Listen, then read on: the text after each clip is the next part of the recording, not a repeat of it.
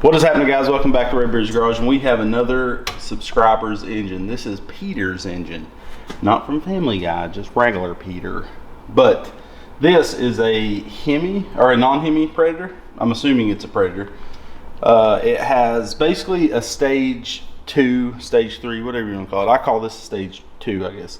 Has a billet flywheel, billet rod, a mod 2 cam, has a Chuki on it, Amazon carb, and then I think he said that he put some valve springs in it. I don't know if they're 18 or if it has 18 it's fine, if it has 26 it's fine. But he got this put together and he could not get it running. You can see it's a brand new engine and he almost gave up hope.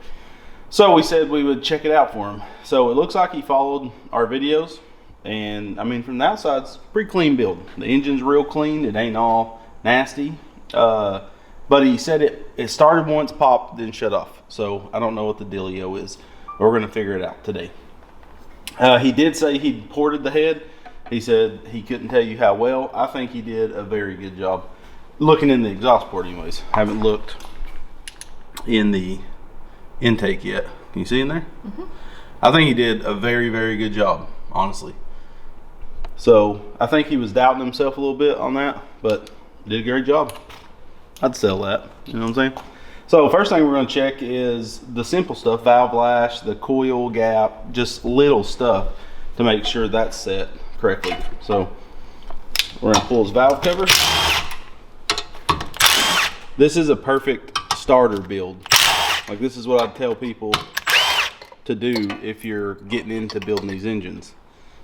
You know, nothing's too hard. Everything's like light cam.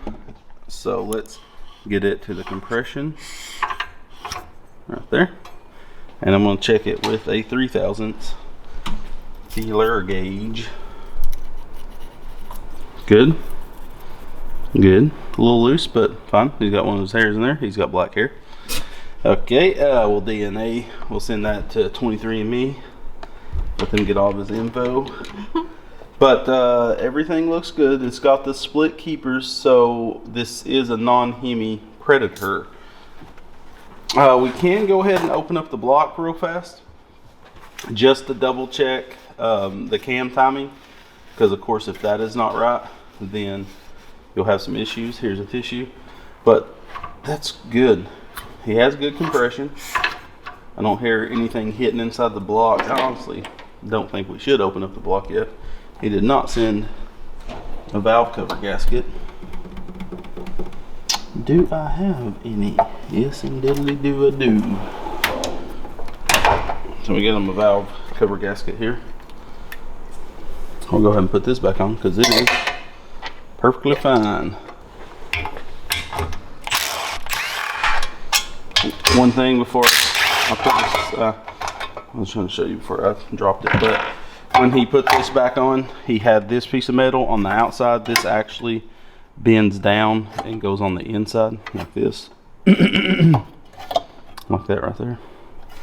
But no big deal. Magnet. Running an ARC flywheel. He did exactly what I would say to do, which is block off the governor hole with a 1/4 bolt, and then he put a 7/16 in the back of the block to do the oil sensor. So this man followed exactly what we say. So we're going to check the coil gap. It should be around 40,000, so I have a 10 and a 30 here. Looks a little wide, yeah, but I mean, it shouldn't be. His gap is a little tall, but wouldn't really hurt nothing.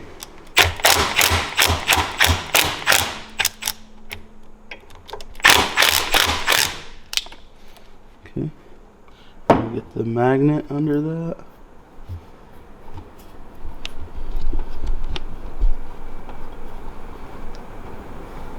So you're setting your coil gap, you get the magnet right under the coil. You push in. There we go. It wasn't too bad off, but probably not enough to make it not run. I'm gonna think it's not running because of that carb. Those carbs are known to be an issue. Here's a tissue.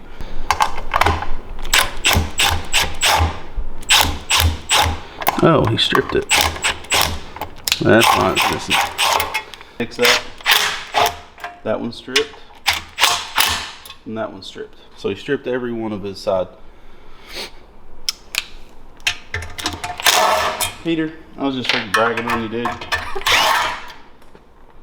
I could tell when I was putting the side cover on. If you look in there, you can see how bad his threads was. He must have just got a little crooked. Can you see in there? Let's see where they're in here. You can see I could see those from afar, and they was ate out a little bit. All of them but one. This one's completely gone. That one's completely gone. Sheesh. So this is a thread repair kit for M6. These are M6. You're lucky I had this. This is an expensive kit. Like, they're not cheap. So this comes with everything you need to fix your threads. I've had to do this time or two. So it's going to come with a drill bit. You're going to first drill it out. Then you're going to tap it. And then these have red Loctite on them. They have this little T-slot. So you put this on a ratchet or something, and it goes in there and bites in that T-slot, and you thread this in, and that gives you steel threads in an aluminum block, and the inside threads are M6. Very handy. So some people will throw away the block not knowing something like this exists, but you don't have to. And this actually makes it stronger.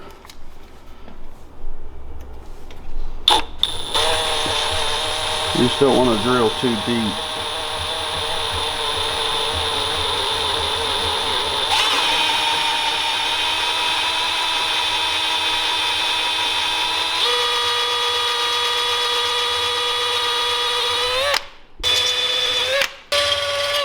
You just want to try to keep your drill as steady as possible. So we have these tap sockets. You can get these in our Amazon links. All these sockets are for taps. So you can put them on a ratchet, and it's got a rubber O-ring in there, and then it's slotted for it. Super handy. You gotta be careful. You gotta start it straight. There's not a lot of meat on these, so you want to take your time with it. You do not want to break the aluminum. Go back a little bit. I'm going to go forward.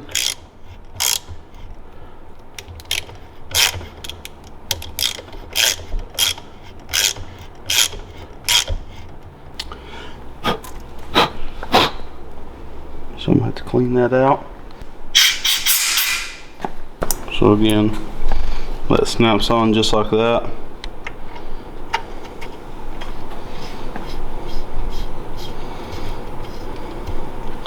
And the threads are right in there. I broke the ears off. It's fine. It's in there all the way. Alright, so they're all installed. Again, on the Road to Horsepower engine, I had to do this exact same thing because we've taken the freaking bolts off 100 times.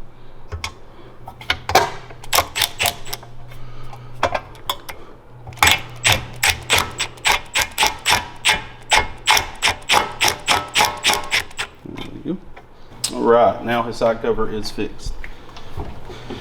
So we can go on to pulling off his crank cover.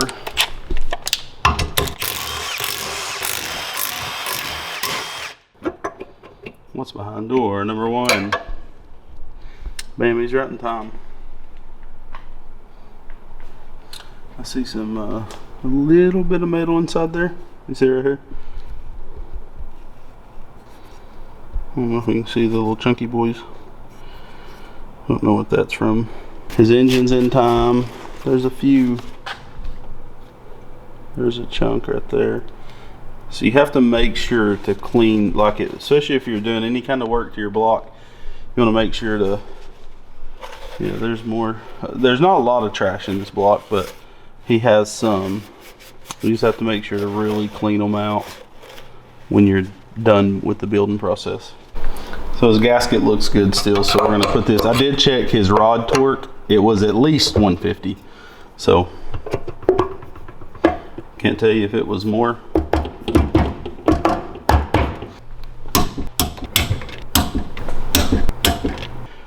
So I guess now we can try to start this bad boy on the bench, because we have the turbo set up on the dyno, unfortunately, and it's too much work to take off.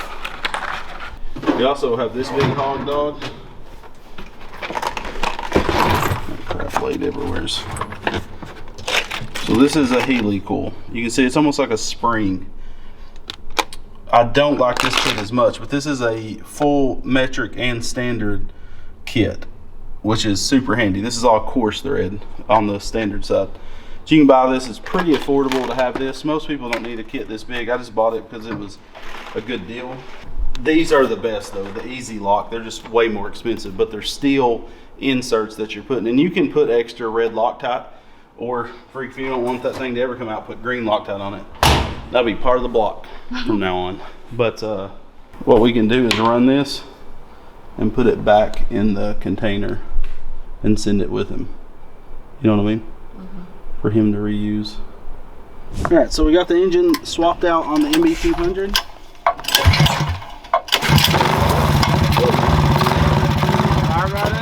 I know it was this carb. Those carbs are awful on Amazon. Well, I said that. Right on the GoPro. Alright, we said. So he said it did the same exact thing. It fired up once, never fired up again. She's getting full.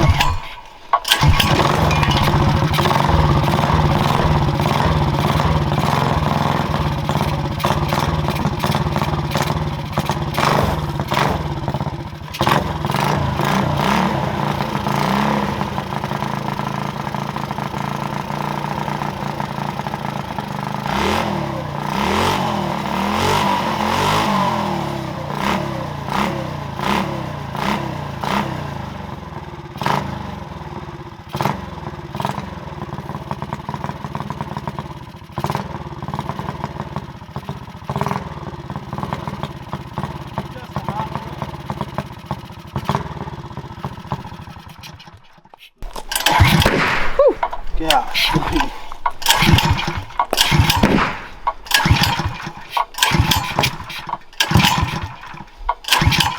Now let's take the engine back off the bike, disassemble it even further, I guess. I wonder if his valves isn't seating, but I mean it feels like it's got compression because he had the valves out to port the head, I would imagine, and you can hit the seal, but again it's not.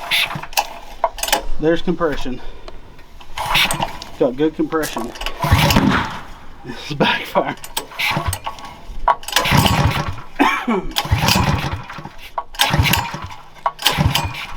Alright, so we have the engine back off the bike, and what I'm thinking has happened is I about guarantee the valves need to be lapped. He ported this head, and a lot of times when you port heads, these ports are so congested that you can hit the valve seat. And you always want to, even if you don't think you did, it's quick and easy just to go ahead and re-lap the valves. So that's the only thing I can see that could be wrong with this. He's in time, everything looked good, his valve latch was correct, and then it just wouldn't start and it's backfiring really bad, and normally that's a valve problem. So we're going to pull the head real fast to see if that is indeed our issue.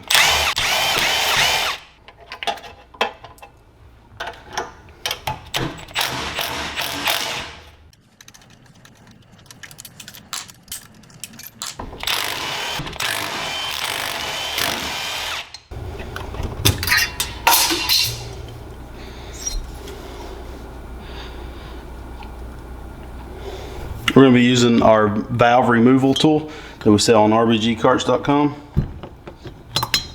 Sometimes you have to rotate it around like that. It'll pop that off. I don't know what valve size or valve spring size he's using. Looks like they're just possibly 18s. It's hard to tell. So now we'll be able, I think it's the exhaust, so we're going to try the exhaust first. And it does look like this is possibly the cause. There's a couple of spots around that valve that looks like he may have hit it. I don't know if you can tell the shape. Now we'll check out the intake. See, the intake was sealed a little better. Intake doesn't look as bad as the exhaust. So we'll get that cleaned up and re-lapped real fast. When looking around the valve, it looks like right there is a dirty spot where it wasn't sealing. If you spin it around, you'll see that dark spot. That's where I'm thinking the damage was on the head. No big deal, he just should have lapped it. So I'm going to clean the valves because I hot glue my valve tool to this because I found they never stay on. So I'm going to clean this with brake cleaner, clean the valve completely, and then we'll get the lapping it, and hopefully that fixes our issue. It's looking like that's definitely what it's going to be.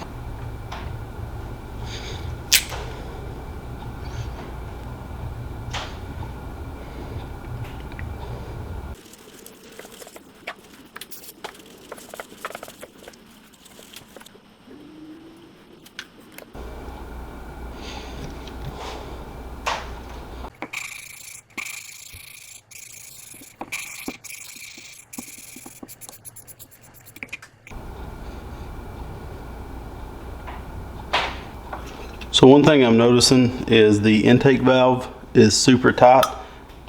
The exhaust has some walk to it. And this is extremely easy with the valve tool. You set the keepers in the retainer. Oh geez, about dropped it. Set that on there. We get this tool with the spring-loaded little head.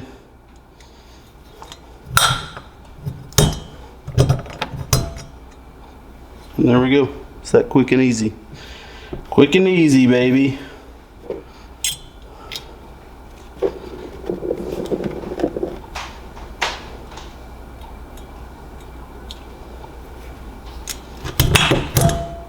You can hear it snap.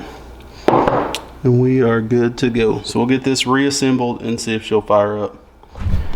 I put the engine back on the bike, and so just to recap, it would not start. It was backfiring, sounded like a gunshot coming out the exhaust. And I was thinking that maybe the valves wasn't seated. So of course we reseated the valves, put it right back on, it did the same exact thing. And I'm like, what is this? It truly had me stumped for a minute. So pulled the flywheel cover off, the fan shroud, to make sure that the coil was good and that he didn't have an advanced key installed wrong or no key at all, and found something pretty interesting. Nothing was bad there, so I was like, let's check spark. Pulled the spark plug and it was making spark, so that didn't make any sense. I'm glad I pulled it out and checked it. So I'm going to show you what was happening and how we fixed it. Again, this is very interesting because I haven't seen this particular thing happen, but he has one of these auto light. I think these are, what is it, a 3910X. So this was very popular in race carts, and the reason why, and EC taught me this, is this takes up more area in your head, in your combustion chamber, so you get a tiny bit more compression by running this plug. This is actually not the proper plug to run in a race car. It's just a good cheater plug because this takes up more area in the combustion chamber. And it's actually, I think, too cold of a plug. So that's why EC always pushes to use the iridium plugs, because they're more proper. Again, this was only to take up more volume, give you a tiny bump in compression, but when you're racing on rules, you want to cheat any way you can, get an edge, and that's why they use these. But so when we put it in the spark plug tester, you can find these on Amazon. We got the links below. Come on, baby. So we got this spark plug tester off Amazon. You just pop a spark plug in it and you can crank it up. Crank this knob here. Oh, look, it messes up my camera. That's wild. Okay, so I can't let you see it. Can't be good for the camera. Okay, I didn't know it would do that, but what is happening is it's got a really weak spark to it. And when we look at it here, let me try to, the little diode is very close to this.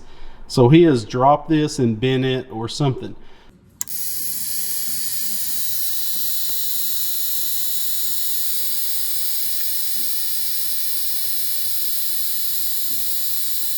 So when I slapped a stock style plug in this bike, she fired right up and had no problem. So what was happening was this spark plug, because of that diode being bent closer to one side, was giving a tiny little spark. Now, why it was backfiring like a gunshot going off is the spark wasn't enough to really ignite the combustion of fuel because it was such a weak spark. And when the exhaust valve crack opened that little bit, it would introduce that fresh oxygen and it would make an explosion. It would help the combustion happen. So that's what was happening. So now we're gonna take this thing for a ride and see what it feels like. We're not gonna dyno it because, like I said before, you could look back at probably stage 2 or 3 and it would match this build. So there's no need in me going through the stress of pulling off the turbo engine because we're about to do some updates on it and to run this. So we're just gonna run this on the mini bike, see what it feels like, and get this bad boy shipped back out to him. So let's go take it for a rip.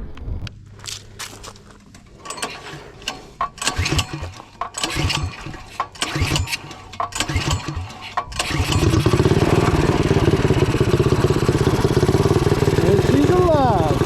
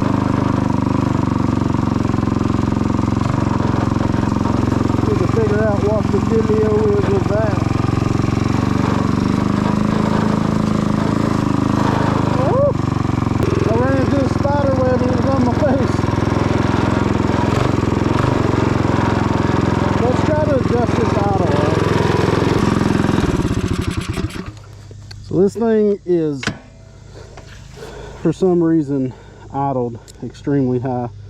That's why I always keep a Leatherman on me, because these are extremely handy. Okay.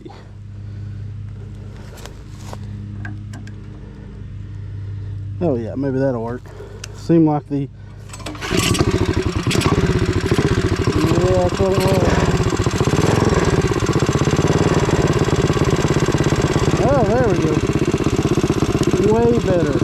So you can tell, engine's running awesome now. So it could have been a combination of the valve thing and the spark plug, but it definitely, the spark plug was a major issue. All right. Now we're actually idle tripping.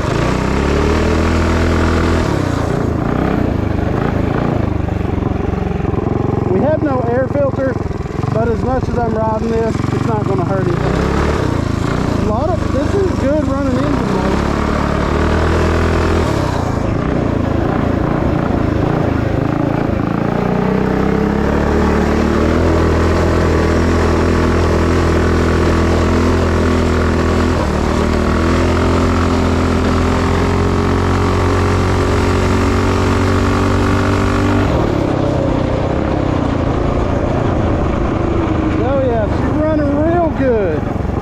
Got some child labor going on today. Where's that boy at?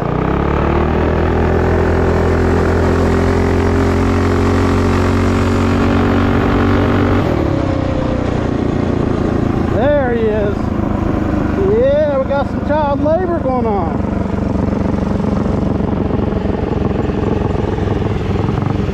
Got his mama's glasses on.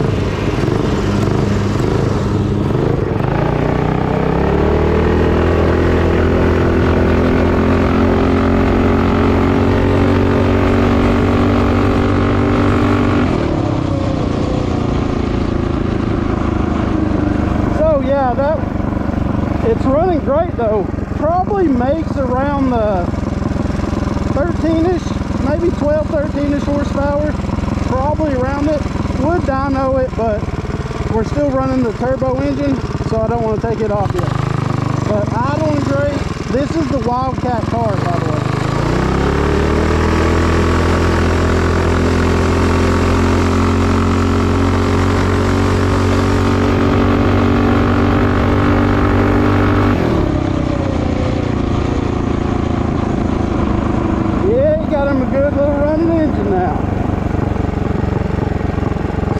If you're having engine problems and you need us to help you out, you can always email us to see what we can do for you.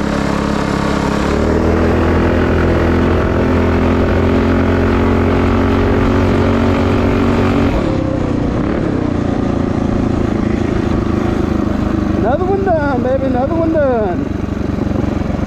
So we have Peter all fixed up, the box running great. Like I said, it feels like it makes around 12, 13 horsepower on the old butt dyno, and but it's running awesome, idle's awesome.